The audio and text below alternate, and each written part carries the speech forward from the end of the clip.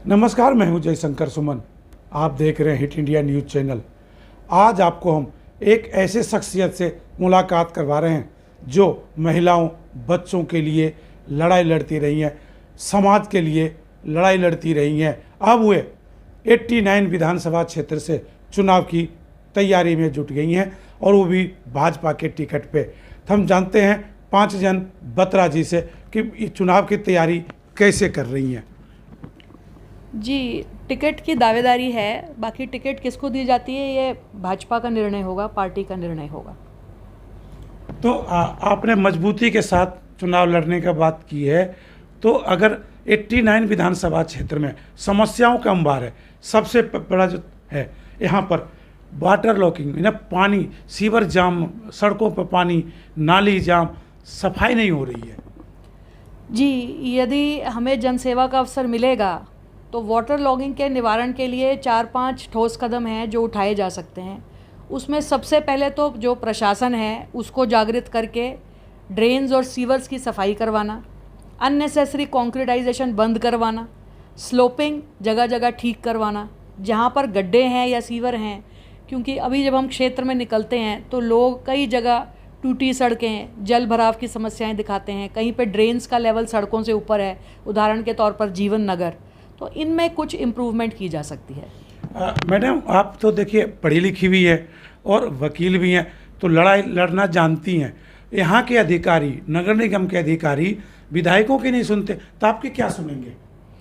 देखिए, जब सरकार कोई बहुमत से बनती है तो विधानसभा के थ्रू भी काफ़ी कार्रवाई की जा सकती है। नई नई नीतियाँ बनाई जाती हैं। उदाहरण के तौर पर कोचिंग सेंटर्स को रेगुलेट करने के लिए हरियाणा सरकार ने पहल कर ली है।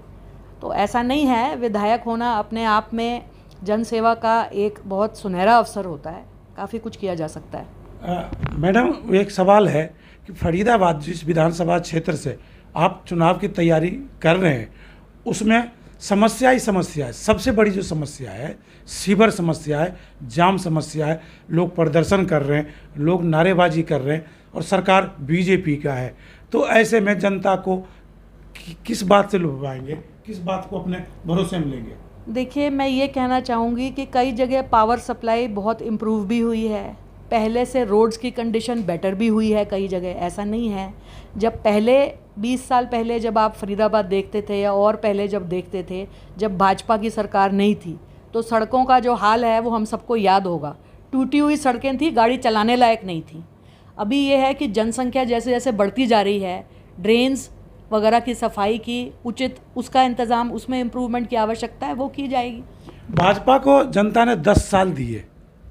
10 साल में जनता का कहना है कि और नरक बन गया, तो उसको सुधारने के लिए आपके पास क्या रोड मैप है?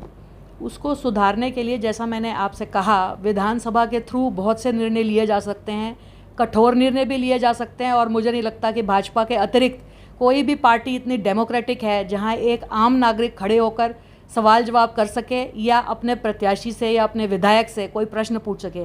यहाँ पे बाप बेटा वाला सिस्टम नहीं है, फैमिली ओरिएंटेड नहीं है, वर्क ओरिएंटेड पार्टी है। जैसा कि आप देख रहे हैं, हरियाणा में आप स्टेट हाईवेज पर निकलेंगे। आपने जब भाजपा की जनरल बात करी, क्योंकि आप विधानसभा नंबर 89 से बाहर का प्रश्न मुझसे पूछ रहे हैं, तो आप रोड्स की कंडीशन देखिए, ज़रा देखिए कितना खूबसूरत काम हॉर्टिकल्चर डिपार्टमेंट ने किया है। स्टेट हाईवेज़ की हालत देखिए, पावर सप्लाई की कंडीशन देखिए, पहले से बहुत इम्प्रूवमेंट है।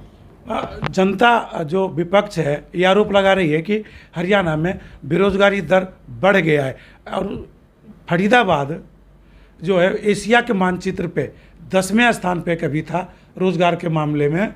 आज रोजगार की स्थिति बहुत ख़राब है। रोजगार कैसे लाएंगे? देखिए, फरीदाबाद में रोज़गार बाकी शहरों से अधिक ही उपलब्ध है, क्योंकि हमारा औद्योगिक शहर है। यहाँ पर MSMEs भी बहुत हैं और MSME भी बहुत से काम भाजपा के राज में करवा चुकी हैं। उदाहरण के तौर पर, जब ग्रैप पहले लगा करता था तो इंडस्ट्री बंद हो जाया करती थी, पर अब भाजपा की सरकार में ग्रैप लगने के बावजूद भी कुछ घंटे के लिए इंडस्ट्री खुली रहती है और उससे इंडस्ट्री को आराम है। मैडम, एक महिला पे सवाल है। आप एक महिला हैं और सुप्रीम कोर्ट की वकील भी हैं और समाज सेविका भी हैं, लेखिका भी हैं, तो क्या महिला को मजबूत सशक्त करने के लिए आपके पास क्या है? देखिए, सबसे पहले तो सशक्त करने के लिए भाजपा सरकार ही है जो 33% रिजर्वेशन विमेन के लिए ला रही है 2029 में। उसके अतिरिक्त लाडली योजना है, बच्चियों के लिए, छात्राओं के लिए, विधवाओं के लिए बहुत से प्रोविजंस हैं, बहुत सी स्कीम्स हैं। गैस प्रोवाइड करी जाती है, कई तरह की पेंशन्स हैं। तो ये सब सुविधाएं भाजपा सरकार उपलब्ध करवा रही है। एक सवाल और भी है मैडम कि आप जब गैस की बात की है तो गैस कांग्रेस कह रही है कि मैं 500 में सिलेंडर दूंगा।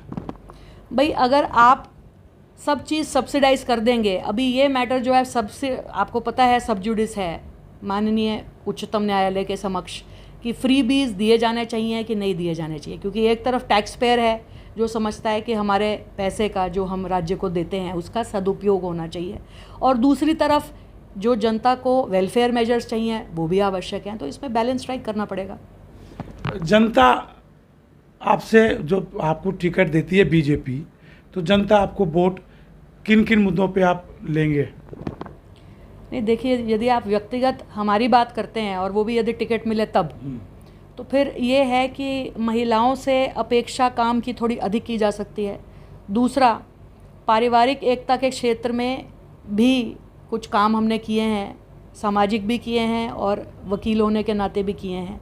और हम समझते हैं कि जैसे एक परिवार को चलाने के लिए महिला की भूमिका केंद्रीय, कह सकते हैं कि केंद्रीय महत्वपूर्ण भूमिका होती है, तो उसी तरह हरियाणा प्रदेश की विधानसभा को चलाने में भी महिलाओं की भूमिका केंद्रीय और महत्वपूर्ण भूमिका हो सकती है। इसी तरह हरियाणा प्रदेश का जो परिवार है, एक बड़ा परिवार, हम वसुधैव कुटुंबकम की बात करते हैं, इसी तरह राष्ट्रीय परिवार में भी अधिक महिलाएं होनी चाहिए, उससे ज़रूर इम्प्रूवमेंट होगी। चलिए, आखिरी एक संदेश है 89 विधानसभा क्षेत्र की जनता को, आप अपने तरफ से क्या संदेश देंगे? मैं ये संदेश देना चाहूँगी कि भाजपा सरकार से बेटर आपके लिए कोई ऑप्शन नहीं है। ये आपकी सरकार है, आपके लिए है।